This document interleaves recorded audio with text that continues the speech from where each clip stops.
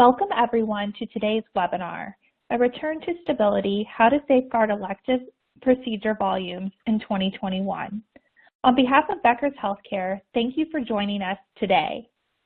Before we begin, I'm going to walk through a few quick housekeeping instructions. We will begin today's webinar with a presentation and we'll have time at the end of the hour for a question and answer session. You can submit any questions you have throughout the webinar by typing them into the Q&A box you see on your screen. Today's session is being recorded and will be available after the event. You can use the same link you used to log into today's webinar to access the recording. We will have a series of poll questions during today's webinar. You can submit the answer that best applies to you directly on your screen in the slides box. Thank you in advance for your participation. If at any time you don't see your slides moving or have trouble with the audio, try refreshing your browser. You can also submit any technical questions into the Q&A box.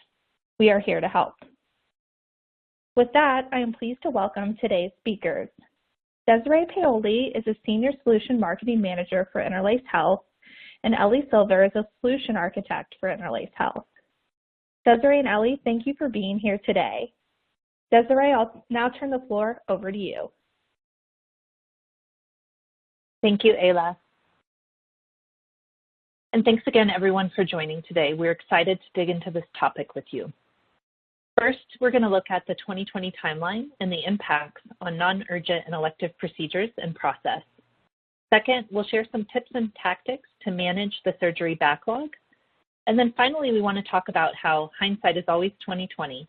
But we can take that more literally and look at successful strategies that worked in 2020 and how you can use those to your advantage going forward. Let's get started. Kicking it off with those timeline and impacts. We're all uncomfortably familiar with the timeline of chaos that came in 2020. January and February brought the word coronavirus into everyone's lives, and things quickly turned crazy from there. This outline focuses more on the impacts on healthcare organizations, specifically from the onset of the pandemic, and in particular looks at the volatility of elective procedures. Our year started out fairly normal, and then took a sharp turn in March when surgeries were originally postponed, as well as non-elective procedures. Then we could watch the line curve back up as things came back online in late summer, and then the shocking dip again as we close out the year amidst a significant national spike. Becker's review actually reported that 106 hospitals in 32 states had suspended elective procedures once again as 2020 came to a close, and things have only gradually begun to change since then. The impact on hospitals and health systems volume and revenue has been unprecedented. In May, Definitive recorded the significant declines in surgical volumes across the U.S., and no region was exempt from the impact. The Northeast saw the largest decline at over 81%, but everyone else was close behind. They also noted that on average, hospitals receive a minimum of $700 more per patient who admits for an elective reason versus emergency admissions that make up the majority of their patient flow that we see during these surges. The AMA reported that all U.S. hospitals were losing over $1 billion a day and nearly $50 billion per month due to postponed elective procedures and appointments. Healthcare staff have also felt the impact greatly. Surgery teams have been on a roller coaster of extreme patient volumes, going from suspended surgeries and non-urgent procedures to a hectic catch-up mode in just a matter of days, and it's draining to everyone. Adding to that is the stress of furloughs or layoffs and the strain of getting back up and running only to scramble to cancel procedures due to staff exposures or illness. And finally, staff are in direct contact with patients who are also overwhelmed, stressed, and scared to come to the hospital. It's a lot to manage through. Those are just some of the high-level impacts, but there's a ripple effect on the strain throughout the organization, and we know that paper-based processes only add to the chaos. 67% of surgical consents are missing on that day of surgery, and as a result, 14% of those surgeries are significantly delayed or rescheduled. Avoiding these paper-based delays will be critical to ensure you can get back up and running smoothly and efficiently. 25% of nurses' time in the OR is spent managing paperwork instead of critical patient care. Saving that time will allow them to spend more time on other, more vital tasks. Prior to COVID, 50% of clinicians reported burnout due to paperwork burdens. Clinicians have never been as overwhelmed as they are today, and eliminating these burdens are key initiatives of many hospitals. We've spoken to many clients and potential clients in 2020 and heard a consistent theme for their struggles related to paper-intense process or outdated workflows. I'm going to turn it over to my colleague Ellie now, who's going to talk through some of what we heard.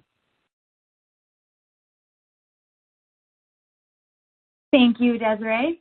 And so as in my role as a solution architect at Interlace Health, I get to help eliminate some of the chaos that comes from that paper. I talk with healthcare organizations and I understand their needs, and I work with them to find the best solution to meet those needs. I connect with hospitals and health systems of all sizes who all strive to engage patients safely and improve staff workflows through technology. It's exciting to be a part of this innovation and hear perspectives from healthcare professionals in various roles. In 2020, hospitals we talked to were kind of overwhelmed with the pandemic, and they were looking for ways to make their processes better. And so here are some examples of the goals and their struggles and the benefits they experienced with electronic consents. This past year, I spoke with an IT infrastructure coordinator at a mid-sized health system. She wanted to improve the accuracy of their consent forms. They were pre-printing consents for surgeries, blood use, and CT scans, and the nurses were often too busy to add the date and time stamp along with the signature. And sometimes those consents were even missing the signature. Then when it came time to scan the consents into the patient's chart, the manual process was occasionally resulting in some errors as well. With the electronic consent, they were able to have that time and date stamp automatically appear after the signature is applied, and they can have those signature fields be required to avoid missing any critical signatures that they need to collect. And after the form is signed, it automatically files instantly into the correct patient's chart, eliminating any of those previous errors caused by manual processes.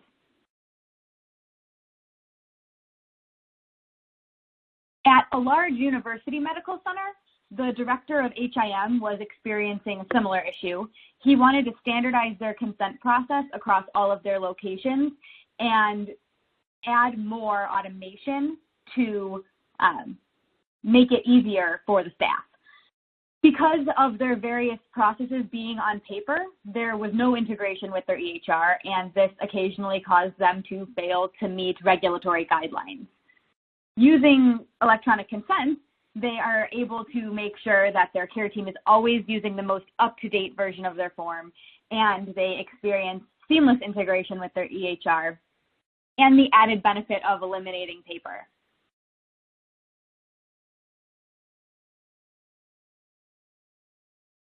Innovation really is key in healthcare. With electronic consent, the innovation lead at another large health system was able to save time and reduce errors by having patient-specific information auto-populate into the specific consent form that the patient needed to sign, and again got that with the seamless integration through the EHR. So with that, I will hand it back over to Desiree to talk about some tips and tactics that healthcare organizations use to continue to innovate and engage with technology. Thanks, Ellie. We want to do a quick poll and get some feedback from all of you on which of these 3 examples of the needs that our clients wanted to address that Ellie just shared can you most relate to. So you should see that poll up on your screen, and you can click on the answer that most pertains to you. So when you're thinking about elective procedure struggles, consent struggles, is it reducing errors and improving audit trail that's most important? Is it standardizing, automating, and streamlining your overall process? Is it really that auto population of information into forms that would save you so much hassle and time? Or you can also select all of the above, or if we haven't really captured it here, none of these. So we're just going to pause for a quick second, and please click on the answer that pertains to you, and then we will move forward and see how the poll turns out.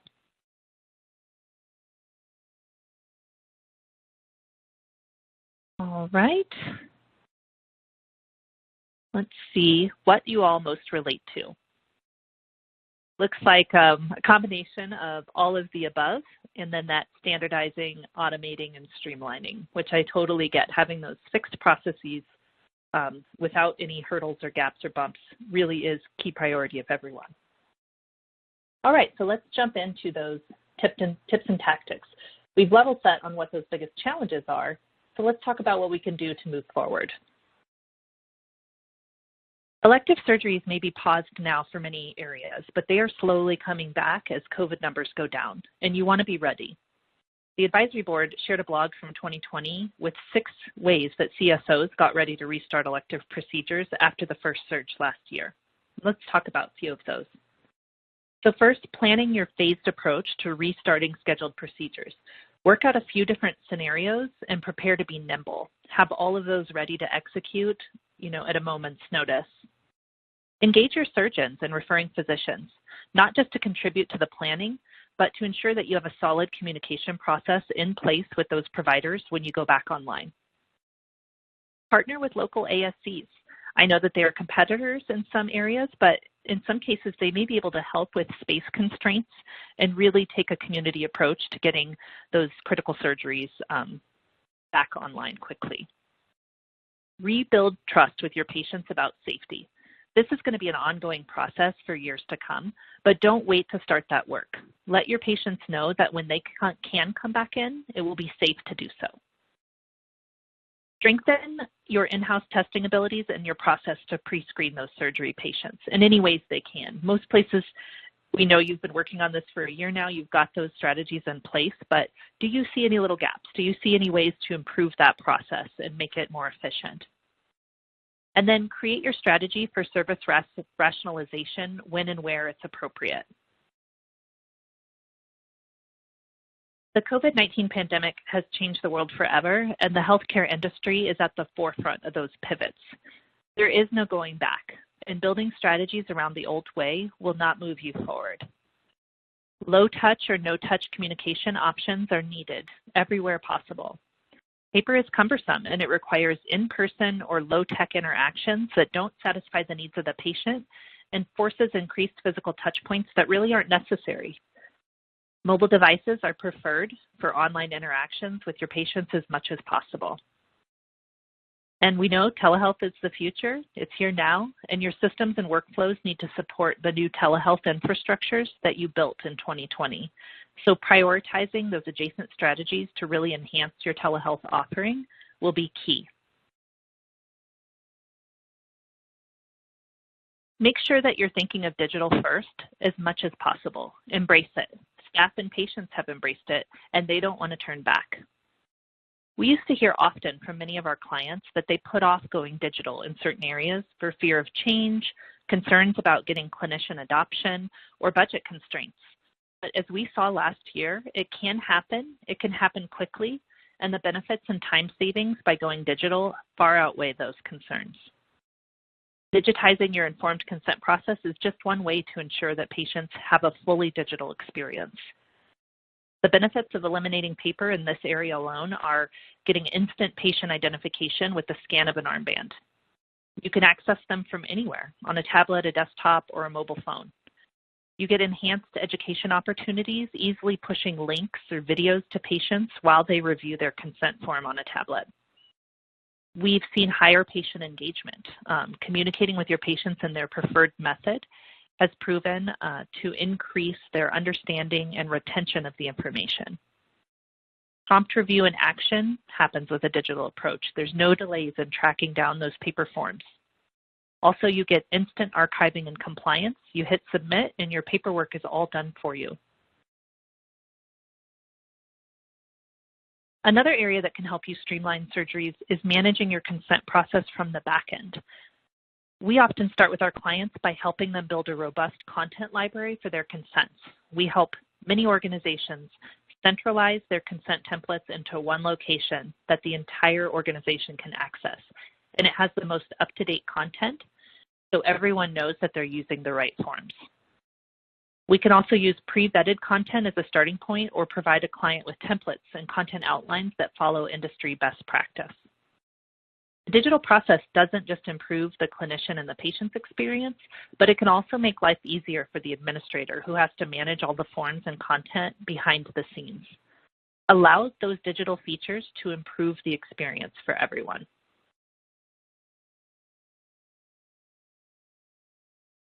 So they say hindsight is always 20/20. Let's look at successful strategies that worked last year and see if that is true in this case as well. Let that hindsight be your guide. Look at your spring and fall surge learnings and even what you've learned from this most recent winter surge. What worked? What didn't? And what would you change now? Gather input from your staff. They're your most valuable resource. Tap into their ideas. They provide a great perspective. Talk to your patient experience team and review patient feedback. What key insights can you pull from all of those patient surveys to improve your process? And then examine where you have gaps in your plan and focus on filling those gaps. The advisory board also shared last spring 5 steps to ramp back up for elective procedures, highlighting a few areas where you might be able to make some of those improvements. So let's dig deeply into some of those. Everyone knows how important process is, but ensure that you can safely manage those elective procedures. We know by now everyone has their process in place for pre-screening patients, tracking COVID exposures, and ICU capacity. But it's also good to ensure that you have staff capacity tracker in place that includes the full scope of clinical and non-clinical staff involved in procedures, and plan for what you'd want to do quickly when the staff are impacted by quarantines. Determine how to prioritize procedure volumes. Collect estimates regularly by service line and procedure type.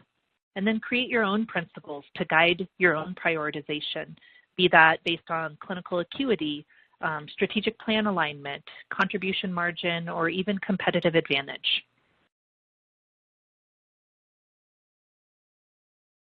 Embrace your digital front door. Really open that digital front door and implement new policies and procedures. There are many new policies that have been implemented and procedures specific to COVID.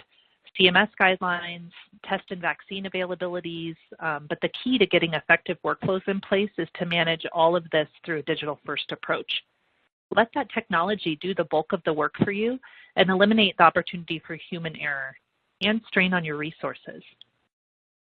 Re-engage staff and attend to their needs. You want to make sure you're thinking of both your patients and your staff experience, usability, and workflows as you implement new procedures. Your staff really are your key users, so to speak, and their satisfaction in the new systems is critical to your success.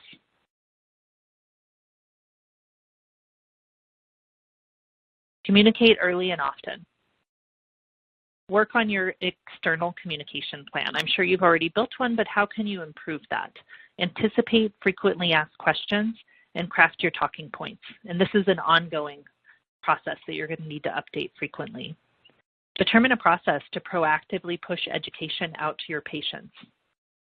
Update your websites and social media accounts as frequently as possible. That's going to be the first line of defense with patients for getting information about procedures coming back online.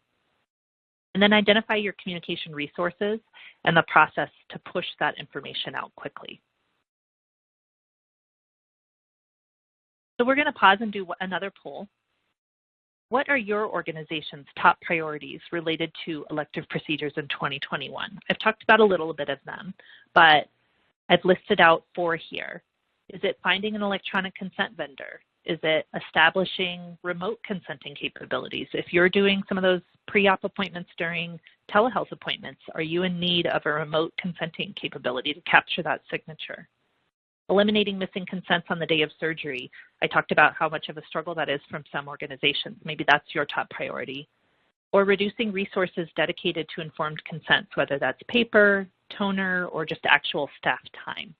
So click on the one that applies to you. And if we have not captured one and you really want to share, please feel free to drop that into the Q&A section. We'd love to hear your feedback. We're going to pause just 1 second, and then we will click through and see what the results are.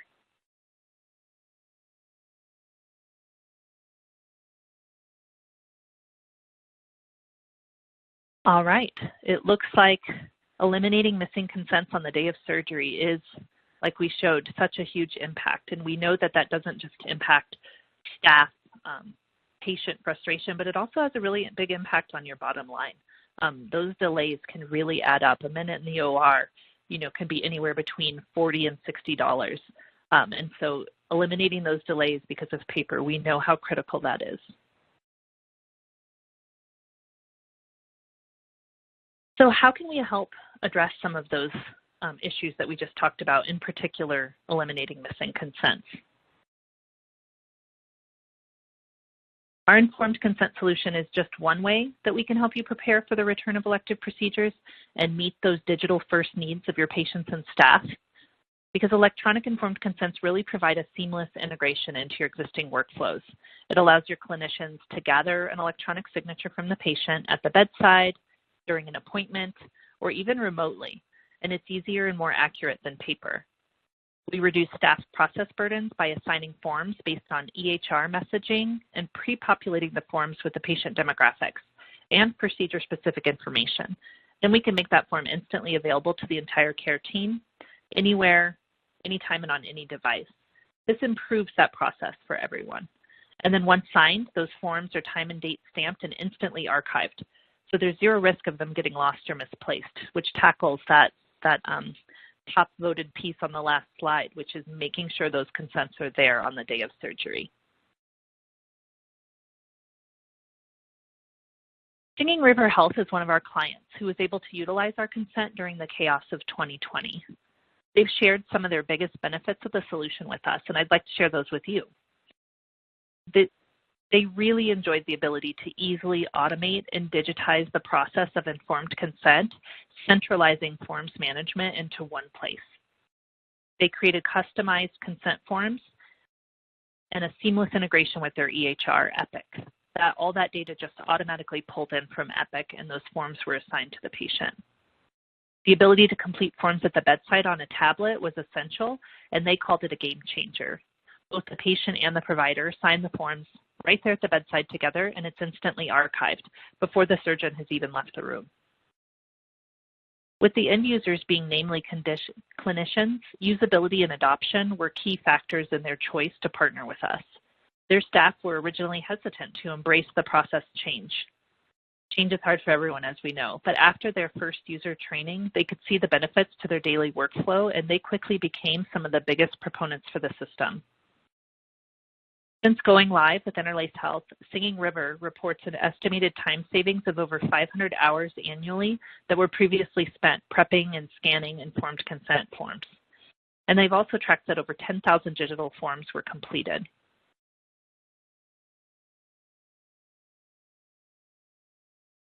So let's take a look at some of the functionality that brought Singing River Health so much success. I'm going to turn it back over to Ellie, who will show you the solution in action. All right. Well, thank you again, Desiree. And we actually did have a question about what devices patients are using to sign consents. So this should help answer that question as I go through here. Our mobile informed consent solution allows clinicians to efficiently collect electronic patient signatures at the bedside. And to illustrate this streamlined experience, we will follow a patient, Ryan, through the informed consent process. Ryan is in pre-op, getting ready for a total knee arthroplasty, and a provider walks in with a tablet, scans his barcoded ID wristband to launch the informed consent. They review the procedure details together and sign the form, and then the completed consent will archive into the patient's chart in the EHR, and then it will be immediately available for the care team to review. So let's take a look at that workflow in action. Ryan's provider picks up a tablet and walks over to the bedside in pre-op. To access the forms Ryan needs to sign, she quickly scans his wristband for accurate patient identification using the camera on the tablet. Interlace Health Go automatically creates a list of any forms that the patient needs to complete using HL7 or other message types from the EHR. This logic is based on things like the scheduled surgery or the patient's age or other criteria. And when the provider launches the consent, Ryan's demographic information populates in the top right of the form using data from his record in the EHR. The patient is here today for a total knee arthroplasty, and selecting that procedure from the drop-down menu automatically updates the consent with specific benefits, risks, and other needed details. For this consent, the laterality is also required and indicated in red. And the provider wants to annotate on that image, circling the surgical site for a nice visual for that patient.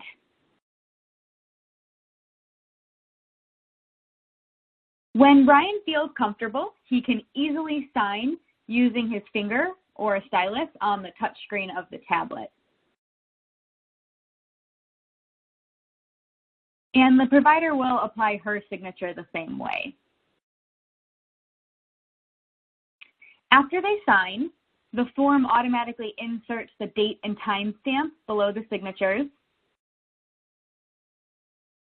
And with that, the consent is complete and ready to file. The provider taps approve in the top left corner of the form to submit the completed form, which electronically transfers the signed consent into the patient's chart in the EHR. And again, is immediately available for the care team to review, is there on the day of surgery. There's no risk of losing the consent because it transfers electronically. So that was a quick look at the Interlace Health Informed Consent Solution. You saw a provider easily access, review, and sign the surgical consent with a patient. And there will be time, I think we had a couple questions come in, but there'll be time for more questions at the end. So for now, I will turn it back over to Desiree to wrap up our content. Thanks, Ellie. And thank you all so much for joining today. If you'd like a customized demo, what we showed you was just a high-level quick view of how it works, but a customized demo based on your needs, as well as return on investment analysis for transforming your organization over to electronic consents, please visit interlacehealth.com/contact. Otherwise, before we wrap up, I want to say on behalf of Interlace Health, a big thank you to all the healthcare workers out there who are making sacrifices every day to fight this pandemic. We appreciate you. And we want to thank Beckers for this opportunity to speak with you all. And now we will turn it back up over to Ayla for questions. Thank you, Desiree and Ellie, for a great presentation today. We will now begin today's question and answer session. And you can submit any questions you have by typing them into the Q&A chat box on your webinar console. So let's get started with the first question today. And this person is wanting to know, what EHRs do you work with? I can take that one. We are EHR agnostic, so we integrate with any EHR and have in the past, have lots of experience, and are very able to get that data via HL7 or another message type from the EHR into our system, and then that signed form back into yours. Great, thank you so much. And the next question is, can you customize forms with specific language? Yes, I can take that as well. We can customize the forms to say exactly what you need it to say, and we can also do other languages too. If you need to translate that form into Spanish, we would take your translation and pop that into the form so that your patients can read the form in a language that's comfortable for them. Great, and we have another question here coming in from the audience, and they're wanting to know a little bit more detail about how do you get the right forms launched when patients are scanned? Yeah, so that goes back to the integration with the EHR. So when the patient has a surgery scheduled or any other elective or procedure scheduled, that scheduling message along with their insurance information or their age or anything that you would need to queue up the correct form will be built out as back-end logic to send along to our system to make sure that the correct forms are automatically there for the patient to sign. Great, thank you. We've had a few more questions come in, so we'll go ahead and move on to the next one. And this person is wanting to know what mobile devices are you compatible with? Yeah, so that also, I think another person asked that question in a slightly different way. We work with iPads, Surface Pros, any tablet really, to get these consent forms signed. So if your organization is using iPads, you can download the app from the App Store. If you're using the Surface Pros, you can get that from that, App Store. So it's tablet agnostic and very versatile in terms of what device your organization uses. I think we also had, I think that was the answer to both of those questions. Great, thanks so much for clarifying and expanding on that a little bit for us. This person is wanting to know, how do you sanitize the devices? Yeah, so we actually have a lot of information on that. And one thing that is kind of nice with the tablets is they are much easier to clean than paper. It's pretty hard to clean off a piece of paper, but you can use those UV cleaning machines or, tablet-specific sanitation wipes, anything like that. Any recommended tablet cleaning device will work for the tablets, which is nice. Great, and we've had a few more questions come through, and I'm going to go ahead and move through these next few questions. And this person is wanting to know on the form, where does the witness sign? Yeah. So the forms are extremely customizable. The form I showed had 2 signature places, but if you need to collect more than 2 signatures, we can build out additional signature fields. So I didn't show an example of a witness signing, but the witness signature process could look just like the patient's process, and they could tap and sign with their finger on the stylus. We would just add another signature box. Great, and we've had another question come through from the audience, and we'll go ahead and move on to that now. In this question, the person, they want to know about the procedure description. Is that automatic or specific to what the surgeon is really doing? Yeah, so the procedure description comes from your organization. So we work with you to determine what information you want to share with the patient. And then we build that out in the form. So we kind of create a back-end database of all of your procedure details. And then based on the specific procedure that the patient is having, those details can come in. So if you're interested in consolidating your forms library, you can actually do that with the form, an example of the form that I showed, where it's one form, but based on the procedure, it pulls in different information. So that allows you to maintain fewer forms, but still provide specific information that the patient would need to see. Great, thank you so much. That is all the time that we have for questions today, but I want to once again thank Desiree and Ellie for an excellent presentation, and also thank Interlace Health for sponsoring today's webinar. To learn more about the content presented today, please check out the resources section on your webinar console and fill out the post-webinar survey. Thank you so much for joining us today, and we hope you have a wonderful afternoon.